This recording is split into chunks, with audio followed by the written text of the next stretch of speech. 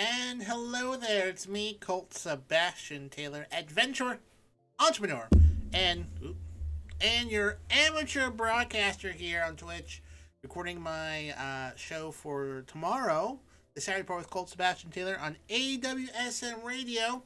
So I'm going to record some stories. Feel free to say hello for whoever is watching. And thanks for joining me here today. So let's get started.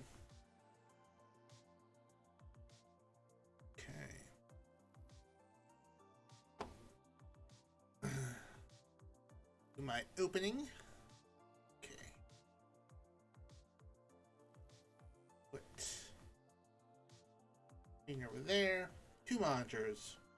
That's the way to go. Okay.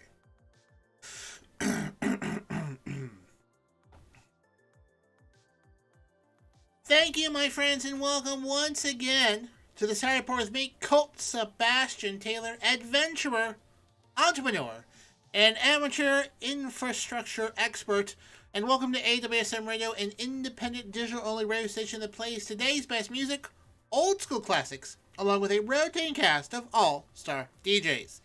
AWSM Radio focuses on mainstream artists, independent artists, along with a variety of interesting talk and music shows throughout the day. All we do is entertain, inspire, and inform. And my friends, I want you to be part of the conversation. I want you to join me. I want you to engage with me. So find me on the Twitter, on the Instagram, on the Facebook at Colt S. Taylor. And of course, you can tap me for your own personal message at cameo.com/Colt S. Taylor. And as always, my friends, if you've missed any broadcast, the podcast version of the show, with occasionally a few extra things, can be found at anchor.fm/Colt S. Taylor. All right, my friends, let's get started with this week's Saturday Report.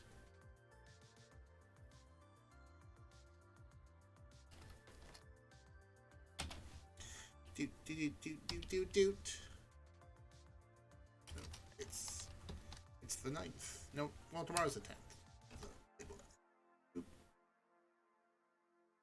Okay. All right. Time to get into the stories. Now, one of these days, I'll record this 40-minute show in less than an hour. But today may not be that day. Let's see.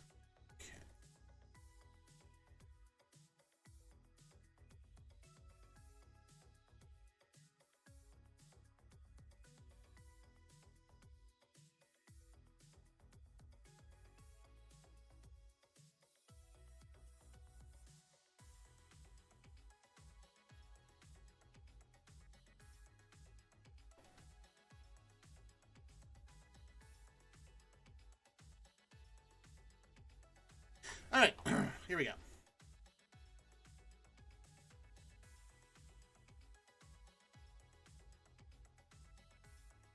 First up this week, some sad news. Christy Alley passed away this week at the age of 71 years old.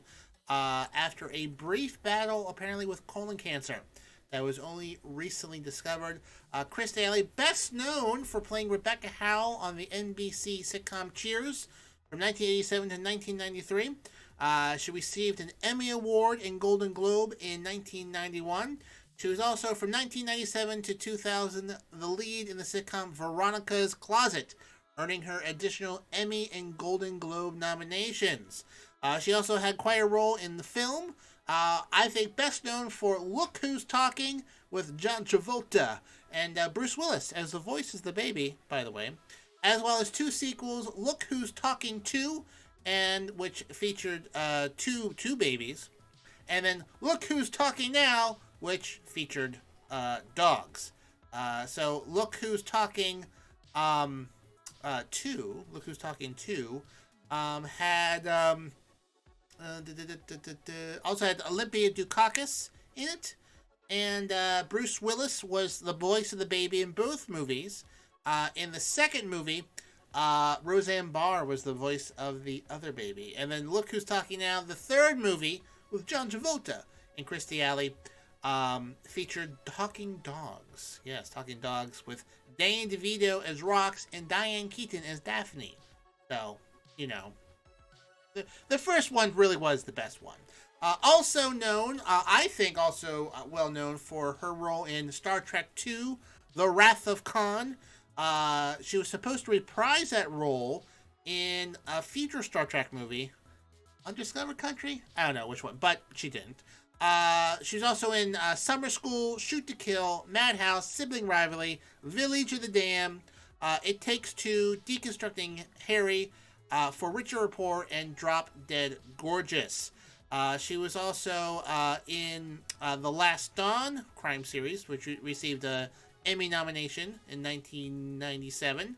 Also in the movie David's Mother, and she appeared on the Fox comedy horror series Scream Queens. She also did some reality television with Chris Daly's Big Life in 2010, Dancing with the Stars in 2012, and a stint on Celebrity Big Brother in 2018. And finally, in 2022, she appeared on The Masked Singer.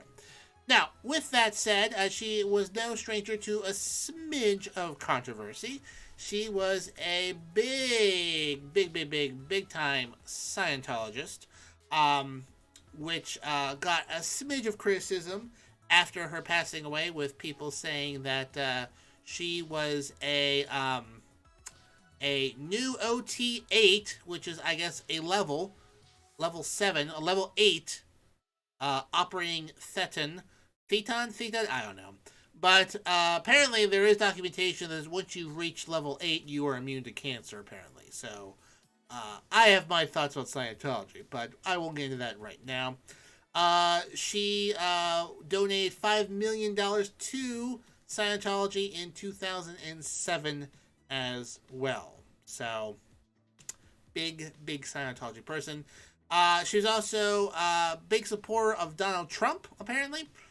In 2020, she said she had voted for Donald Trump in 2016 and intended to vote for him again because he's not a politician. Donald Trump released a statement about her, praising her for her early support of him because, you know, that's the way that works. And also, sorry, a little distracted here. And also supported Rudy Giuliani as well in 2016. Like I said, she passed away this week of colon cancer. Her ex-husband, Parker Stevens, and her two children, and Look Who's Talking star John Travolta, all released condolences to the media about her, as well as Ted Danson, Kelsey Grammer, and Rhea Perlman also released statements talking about her and expressing sadness about the passing, about her passing. So, unfortunately. And, sorry, the statement is pulling up right now. According to Rhea Perlman, Christy was a unique and wonderful person and friend. Her joy of being was boundless. We became friends almost instantly when she joined the cast of Cheers. She loved kids. She loved my kids, and my kids loved her too. We had sleepovers at her house. her treasure hunts that she created. She had massive Halloween and Easter parties and invited the entire crew of the show and their families. She wanted everyone to feel included. She loved her children deeply. I've never met anyone like her. I feel so thankful to know her. I'm going to miss her very, very much. Ted Danson said, I was on the plane today and did something I rarely do. I watched an old episode of Cheers.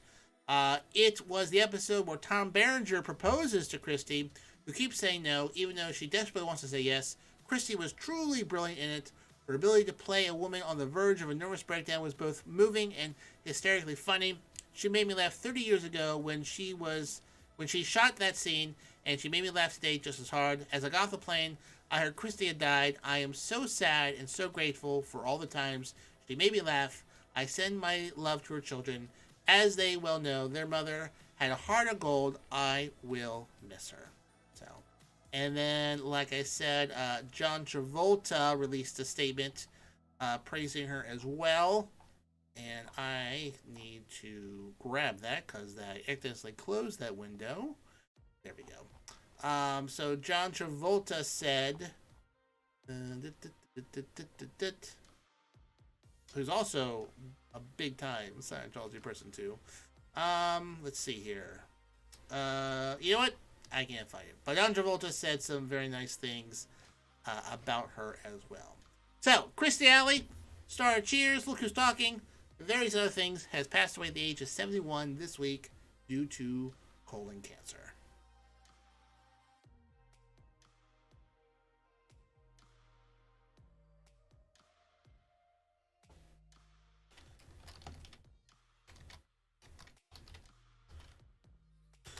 All right.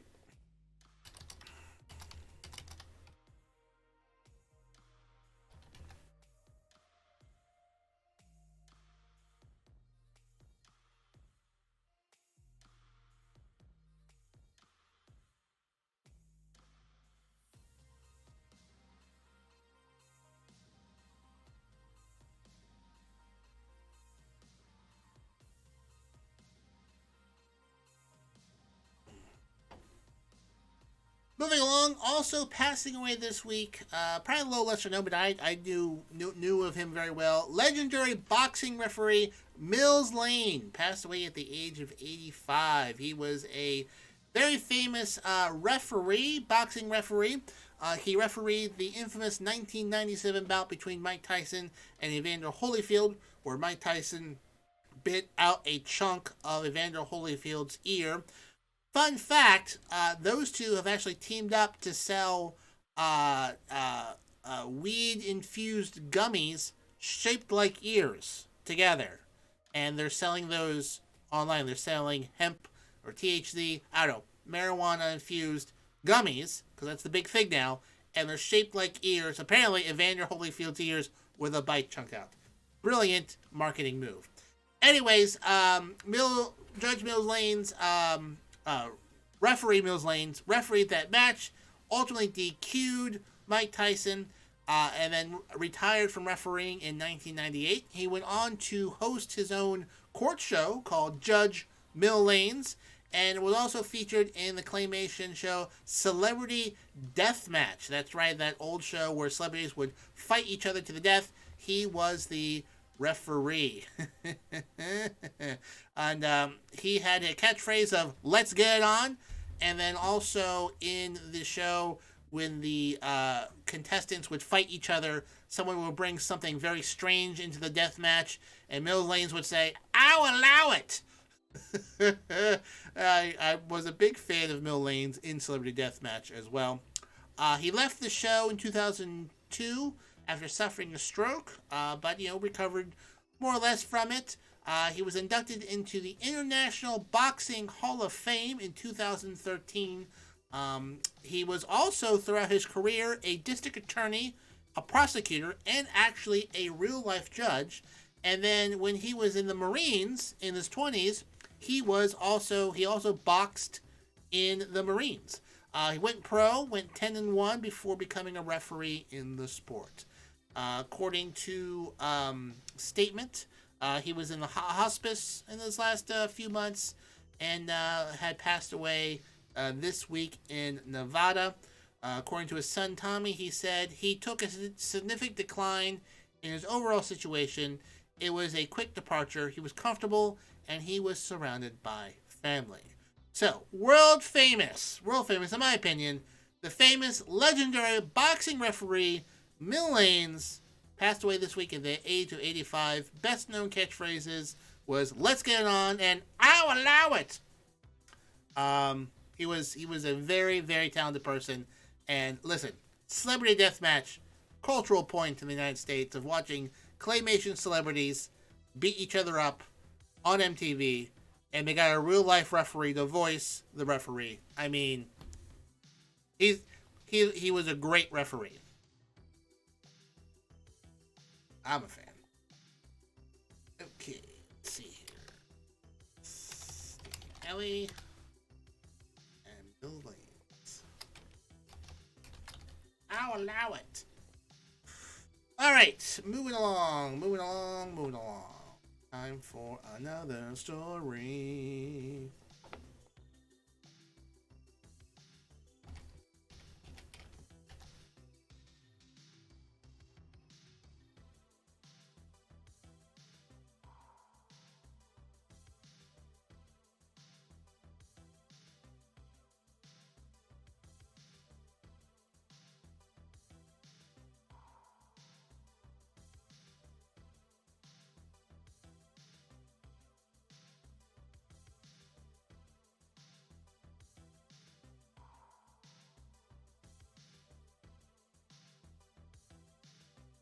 Next up, my friends, we go to Florida, where, as you may have heard in the news, this year they passed what has been widely criticized as the Don't Say Gay law, where basically they prevented various schools from talking about various subjects, basically sort of erasing the whole LGBTQ plus community in Florida by not talking about them in any shape or form. Now, I'm not here to talk about that ridiculous law that is clearly pandering to a certain part of the population for some governor's future possible presidential run. Not saying that.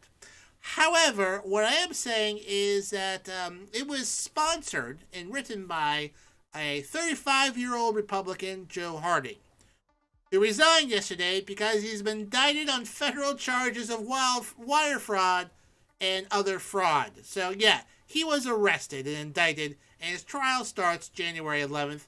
And he said, you know what? Time for me to resign. So, this guy who, doesn't like certain demographics of the Florida population is about to get a very, very up close and personal education of other aspects of the law, notably wire fraud.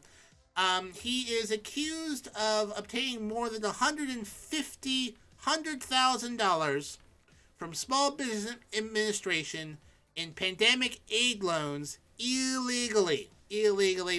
So he's been charged on 2 counts of wire fraud, 2 counts of money laundering, and 2 counts of making false statements. So, yeah. So he says that I want the public and my constituents to know that I fully repaid the loan and cooperated with investigators as requested. You know what? I would say prosecutors disagree about your cooperation there. So I don't know what sort of terms in prison those charges carry, but you know what? Could happen to a nicer person. So good luck there, former Representative Harding. You know what, karma? It's quite a thing. Warp, warp.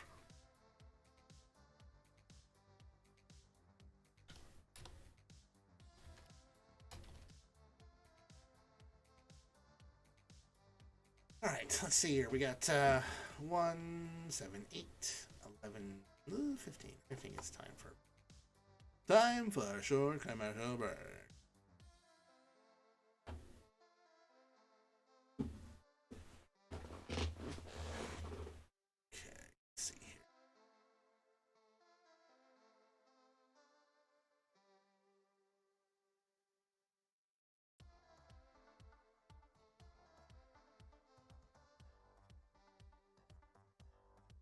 My friends, when you are thinking that, you know what, should I launder some money from the federal government? Perhaps I should listen to some music first. Well, if you're going to listen to music that will steer you on the right side of the law, there's no one better than my pal DC. Yes, that's a segue. My pal DC has 3 shows here on AWSM Radio. I don't know how he does it. He is a machine.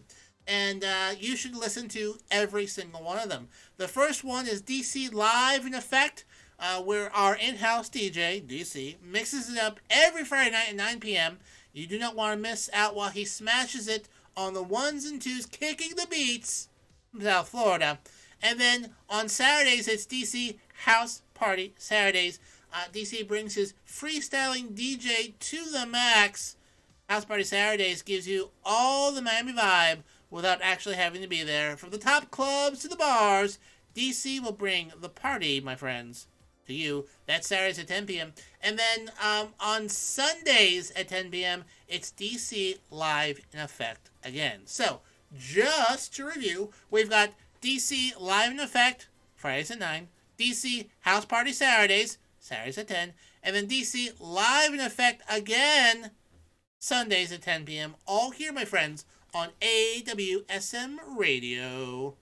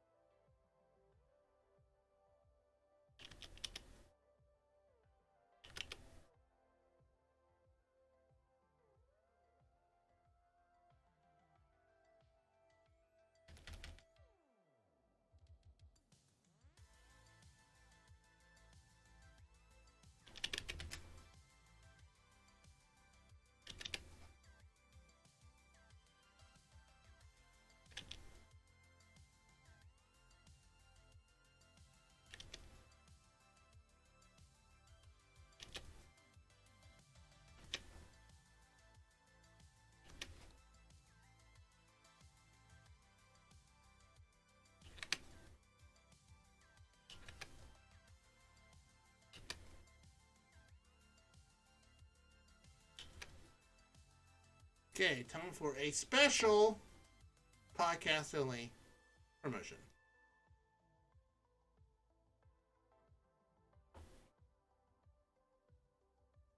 My friends, before we move on, let me tell you about Social Bee. Social Bee is a social media tool that enables posting across all of your social media profiles. If you're like me, you've got quite a few, including Facebook, Twitter, LinkedIn, Instagram, Pinterest, Google My Business, and TikTok. You can use Canva, Unsplash, and Gifly integrations to make your posts pop. Structure your content into categories to obtain a solid and balanced mix. Connect an RSS feed to any blog to import content automatically. Does the work for you. Customize the post for each social media network individually, because we all know, like, you could post the same thing on all social media networks, but if you customize them for the channel, they often perform better. Automatically generate hashtags based on your images or caption. Recycle evergreen posts to expire time-sensitive content easily. Don't need to figure that out. Set a posting schedule for all your profiles. Have multiple workspaces and team collaboration features. And finally, track your links performance with over 5 URL shortener integrations. And of course, analyze the performance of your accounts. So it is a full-service social media posting service. I use them. So if you found this podcast due to a social media post, you can thank Social Bee for helping you find me. And you should check them out at socialbee.io. Try them out for free for 14 days. And listen, if you do, and you're like me, you're going to want to use them full time. So check out socialbee.io today.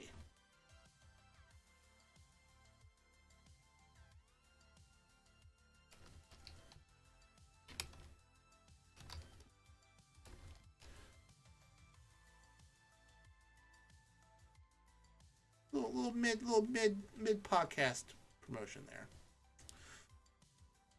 there for my friends at Social P. Okay, moving along.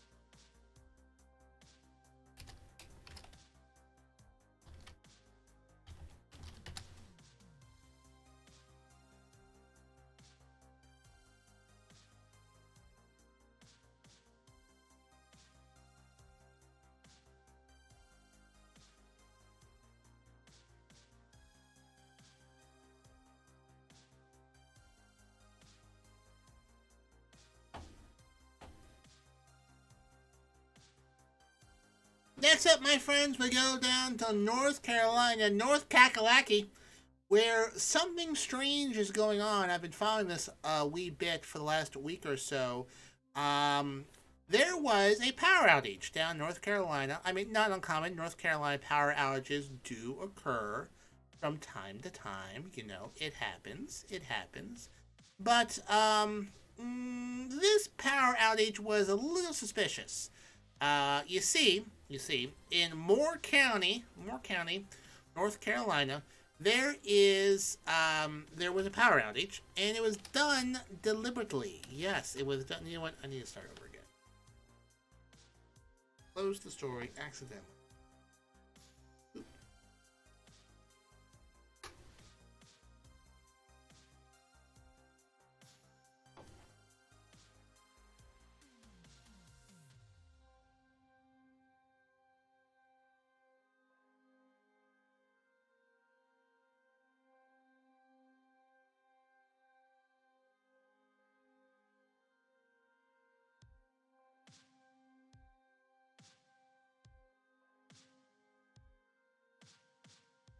Next up, my friends, we go to North Carolina, North Kakalaki, where something strange is going on down there. Last week or so, there was a power outage. A power outage that lasted several days down there.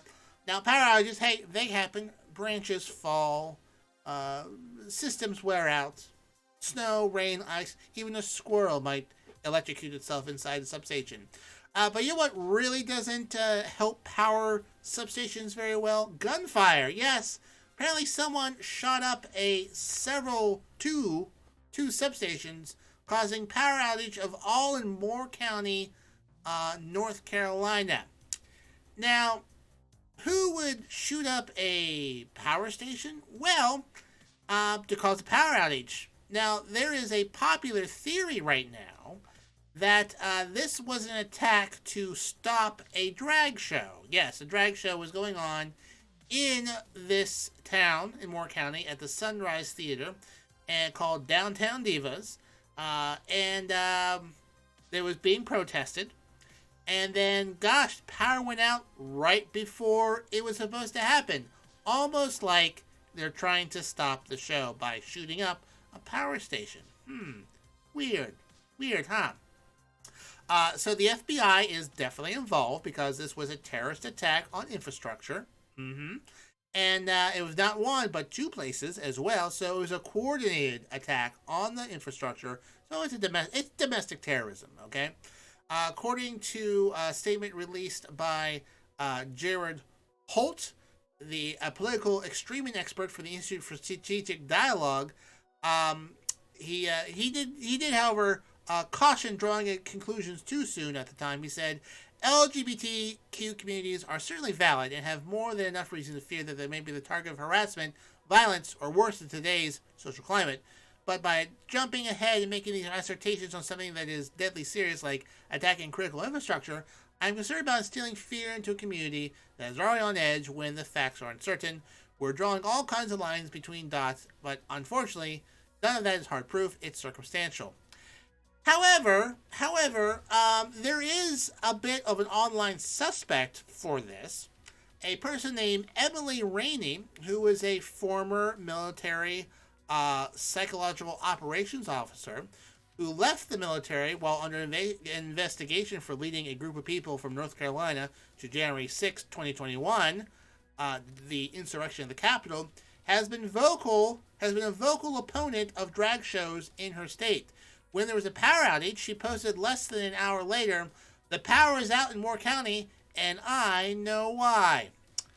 And then she posted, "God will not be mocked." Obviously, the sheriff went out there and talked to them, and she said that, she wasn't behind it. She said, "No, this is just a Holy's theme." Talked to the sheriff, and we prayed for a while, and they went off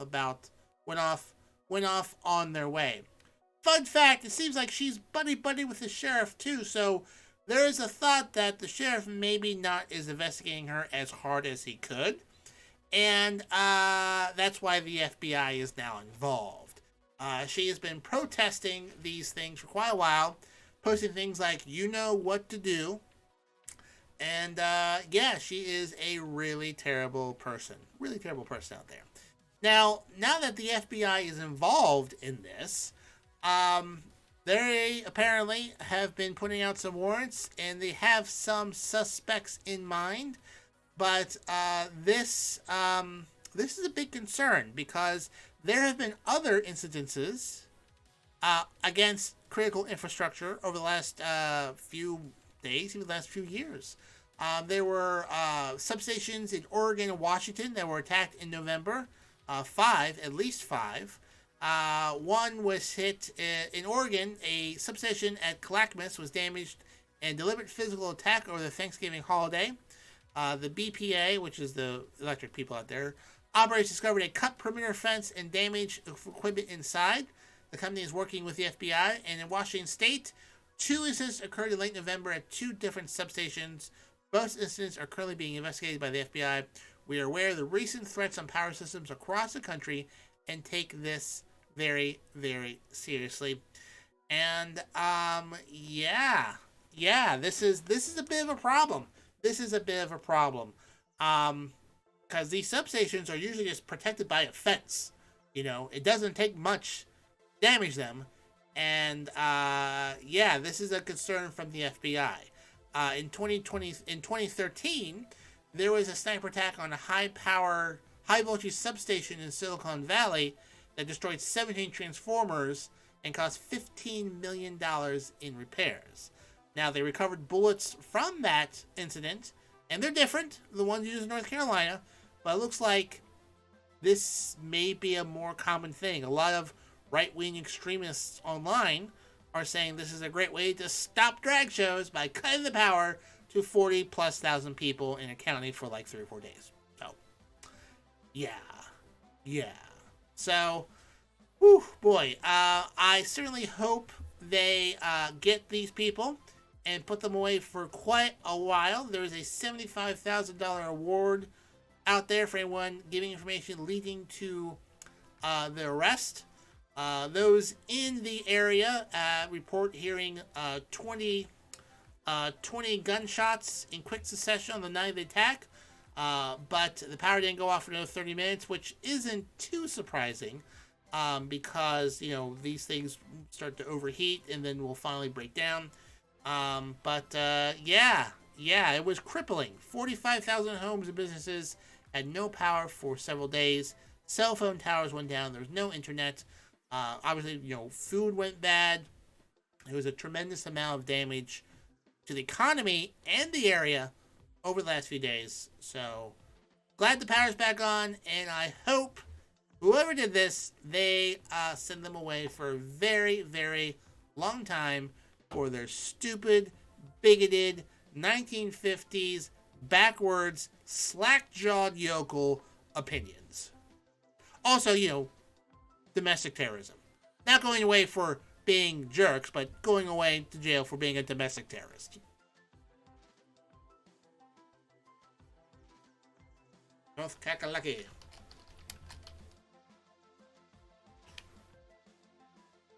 Okay, moving along.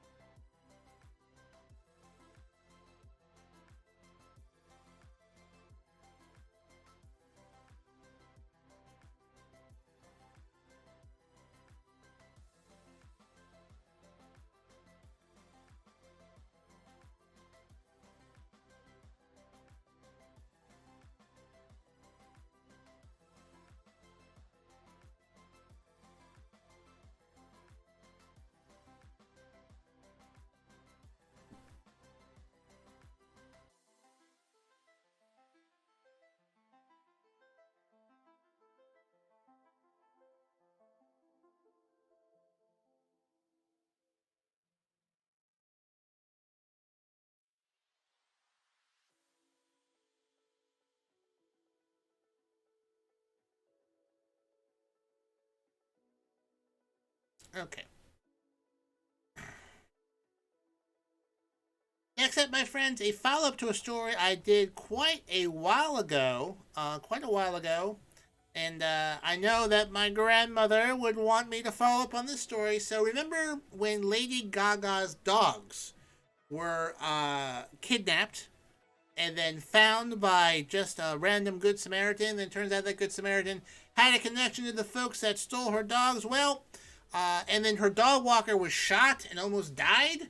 Remember that? Well, the man who shot and wounded Lady Gaga's dog walker for stealing her French bulldogs took a plea deal and was sentenced to 21 years in prison on Monday.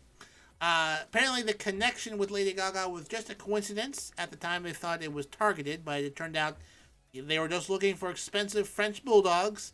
Apparently, they can run thousands of dollars. There's a bulldog black market out there, I guess. I don't know. But James Howard Jackson was one of three men and two accomplices that participated in the violent robbery and attempted murder as well.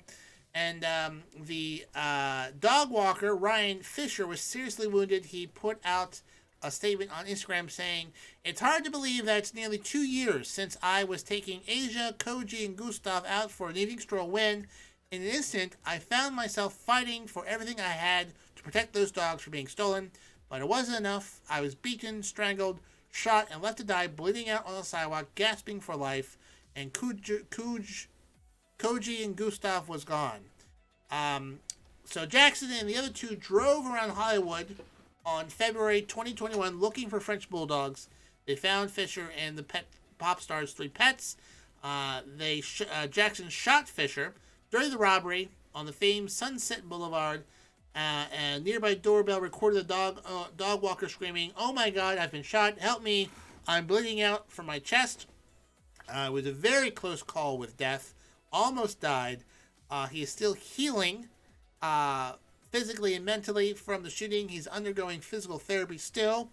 He had part of his lung removed during the incident.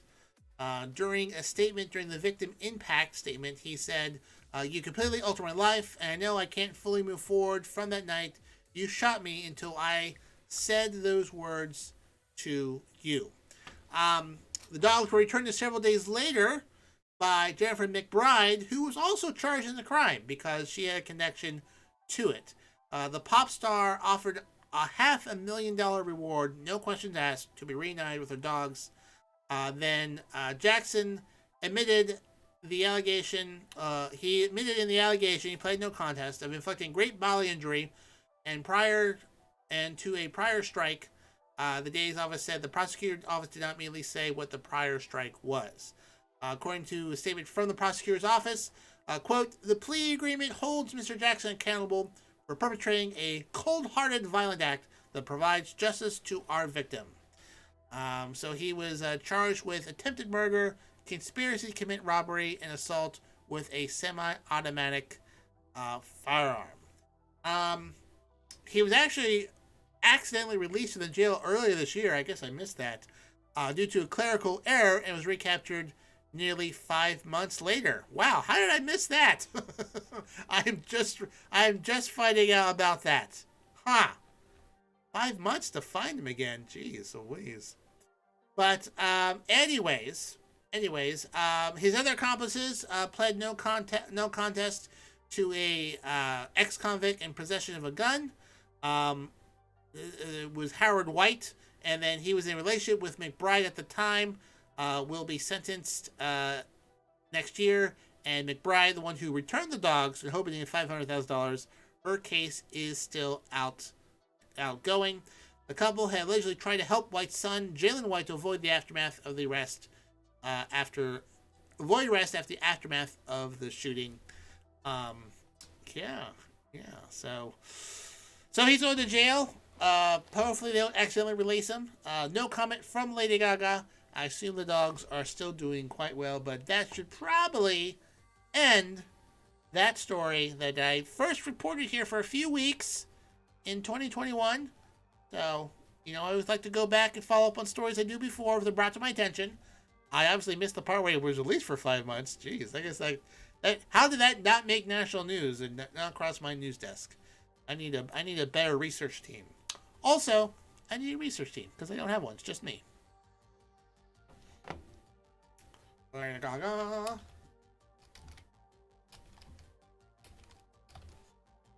Okay, let's see here. How much time has elapsed? 1, 7, 8, 11, 12, 14, 15, 17, 4, 20. Oh, we are just flying along here today.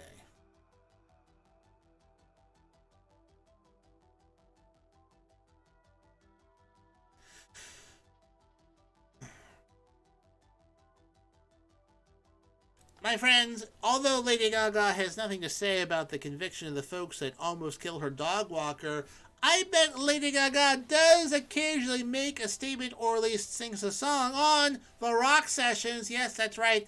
That's a segue. Rock Sessions is our drive time show here on AWSM Radio, making sure that your evening commute home is fun, featuring the hottest music on the charts and some other surprises in between. My friend Rox will make it rock style Monday, Tuesday, Wednesday, Thursday, and Friday, 5 p.m. to 7 p.m. only here, my friends, on AWSM Radio.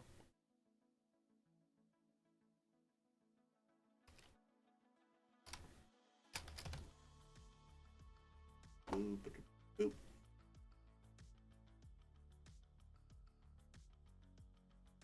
Okay, moving along.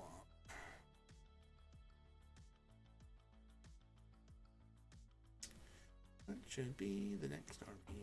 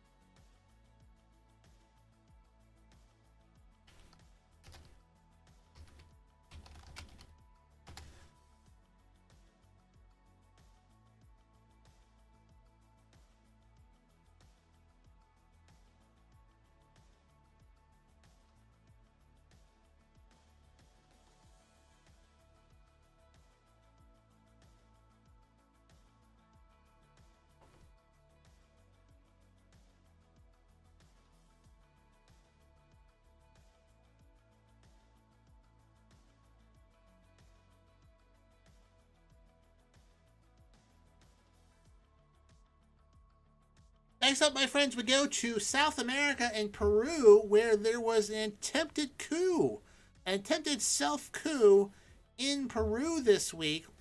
Basically, a self coup is when a person of authority tries to seize power and dissolve the government and be like in charge with emergency powers. You may remember that attempt January 6, 2021, but we won't get into that. But the Peruvian president tried to do that. He tried to dissolve the government, take emergency powers, and reorganize the judiciary system after basically a plethora of investigations towards him started to really heat up, and there was an impeachment attempt. And so to avoid impeachment, he tried to dissolve government. So, like, if there's no government, you can't impeach me. Well, that did not go over too well. The government refused to be dissolved. He called for the military to sort of reestablish law and order. The military says, you can't do that, bro. And so he was arrested, and he was removed from office, and now there is a new president of Peru, the first female president of the country in its history of being independent, and also the sixth president in the last 5 years of Peru. They've had a wee bit of an issue down there. Like I said, he tried to dissolve government and call for fresh elections. After that happened, his cabinet resigned. Top officials left. Neighbors angrily condemned it. And then, he tried to get the military to enforce his decree. They said no, and he was arrested. So it's amazing that they can get things done pretty quickly there to stop a self coup there. So he was actually elected in 2021. In 2021, that's right, just a little over a year ago. He, in a narrow runoff, it was seen part of the Pink Tide, a new crop of left-wing leaders in Latin America, but had a lot of issues and a lot of investigations, and then he tried to seize power, and the system held down there. So, yeah, pretty crazy stuff down there. And so there's new president, maybe new elections. We'll see what happens. But fortunately, a dictator did not take control of Peru. The institutions held down there, and now the first female president of Peru is now in charge there. So, boy, that was you think of coups in South America, you think of the 50s and 60s, but it still can be a little bit volatile there in that part of the world.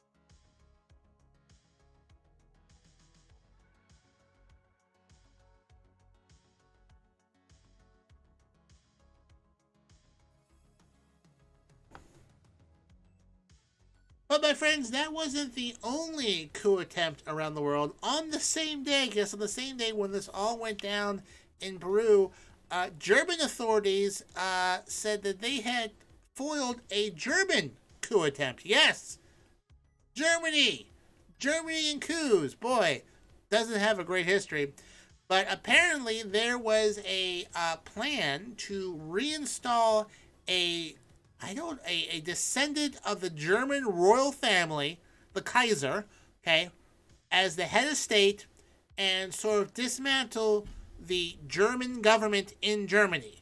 But this week, 25 people were arrested in their role of trying to start a coup to reinstall a German monarchist government in Germany. Now, listen, lots of people talk about, that sort of stuff, but these folks had a bit of a plan and had a whole lot of guns, too.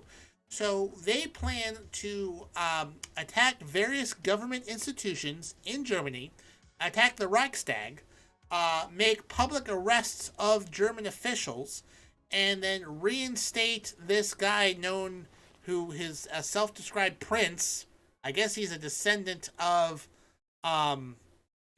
German royalty, I guess. I don't know, but tried to do it, or were in the planning stages of doing it, and German authorities this week swooped in 3,000 officers in 130 locations, one of the largest counter-terror operations in the country's history. Arrested 25 people. They are looking at 27 other people, and they're saying that this is a conglomerate of conspiracy theories consisting of narratives of the so-called Reichsbürger and QAnon ideologies. These people refer to themselves as Reich citizens, a movement that believes the modern German state is illegitimate. The Reichsbürger movement espouses many of the same beliefs as the sovereign citizen movement in the United States. They firmly believe that, quote, they are firmly convinced Germany is currently governed by members of a so-called, you guessed it, folks, deep state. They apparently tried to make contact with Russia. There's no firm proof that they got anything from there, but it's something they're looking into. They allegedly organized armed trainings, have a shadow cabinet, made plans to bring down power grid and take over IT systems. Among the alleged collaborators were a judge, a former member of the Bundestag, which is the German government, a German prince, current and former members of the military, and an ex-police chief. According to the Germany's military counter-intelligence service, several reservists are also suspected of the plot. So these folks were moved along quite a bit with this. They planned to have a sort of January 6th style storming of the government to make arrests, and they assumed that the rest of the civil service and police and military, once they had seized power, would just go along with it to fight the deep state. So, yikes, right?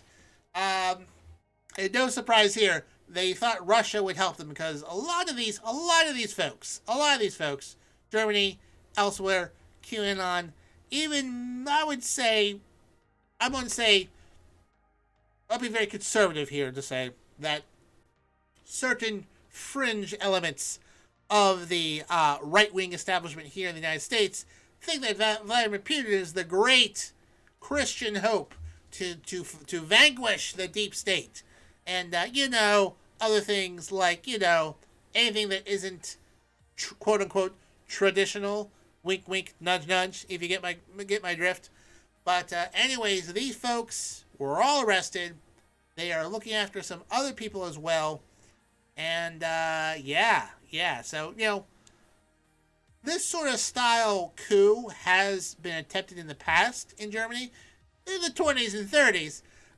But something like this was, seems like a much more along than other attempts, and concerned enough to make one of the largest counter-terror operations in recent memory against these folks who were trying once again to have a monarchist-style coup against the current German government. Whew. A lot.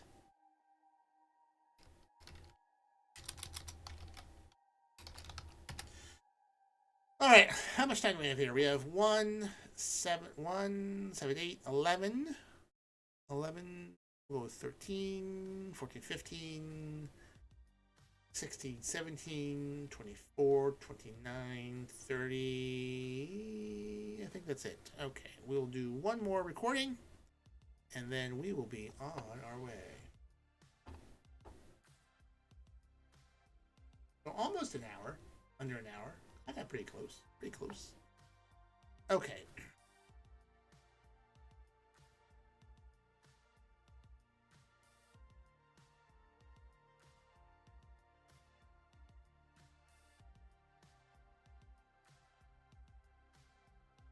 My friends, if you want to...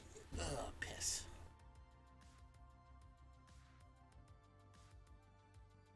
My friends, if you want to go to a spot for all try this again. Yes. Okay. My friends, if you need a go-to spot for all things basketball, then you need to drop in here Wednesdays at 9 p.m. for To The Rack with Mac. Join NBA expert Mac Daddy as he brings you a full hour of high-flying hoops expertise. That's Wednesdays at 9 p.m. And then at 10 p.m., it's What's Going On. It is our Fox Sports affiliate show, providing listeners with over 150 combined years of sports knowledge. Hosted by Nate Brown and his crew, they have been a staple of New York sports for the past 2 decades, and now they're here on AWSM Radio, Wednesdays at 10 p.m. So, for all things sports, Wednesdays, 9 p.m., To The Rack with Mac. Wednesdays at 10 p.m., What's Going On? Only here, my friends, on AWSM Radio.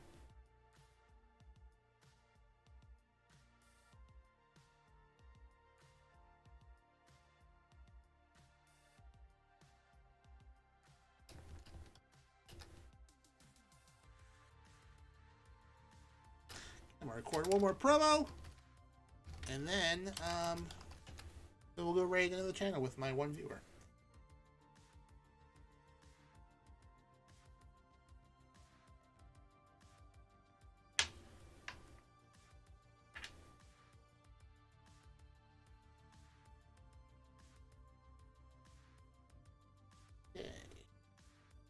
Boop.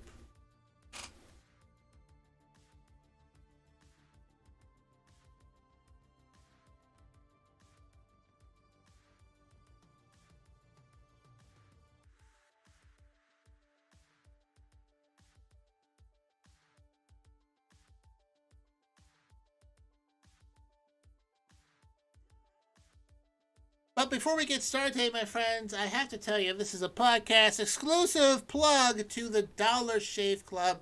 If you know what I look like, you know I've got quite a bit of facial hair. And if you want it to be well trimmed or you don't want any facial hair whatsoever, go to Dollar Shave Club. Go to the link below in this posting, either YouTube or your podcast, whatever. Click on it, visit it. Purchase maybe something for the holidays, or if you want to give someone a really passive-aggressive gift about being well-shaved, that works too. But if you go down there and get something, you do support the podcast and support the show by doing so. So check out DollarShaveClub.com. They've got some pretty nice specials for the holidays for you to check out. Not only just blades, but also skincare. So, you know, have nice skin, nice shaves, nice facial hair for ladies, guys, and everyone else. Check out Dollar Shave Club. Click on the link below to check out their great products.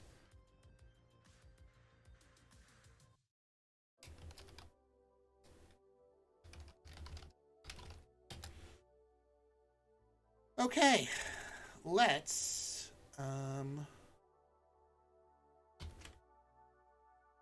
do one more thing, and then we will be on our way.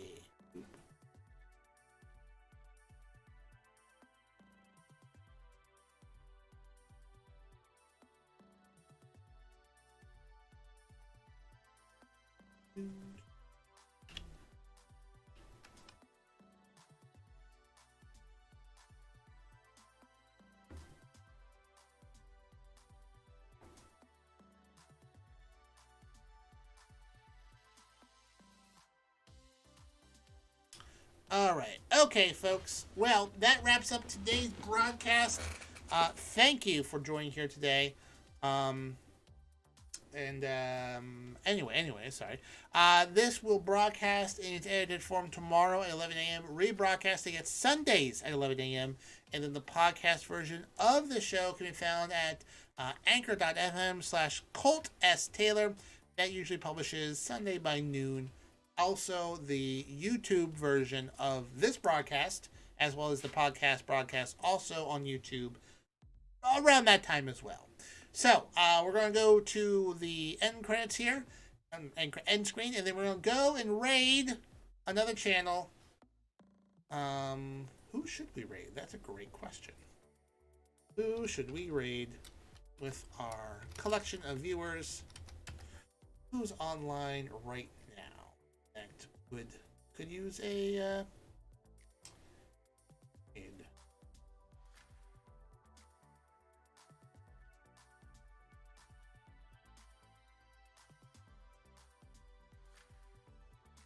Okay, you know what? We will raid a afternoon Dungeons and Dragons game because why not? They can Dungeons and Dragons can always use some enjoyment. We're going to go to the Rig by Tech TV D&D game and give them a little attention. So stand by, my friends. Stand by.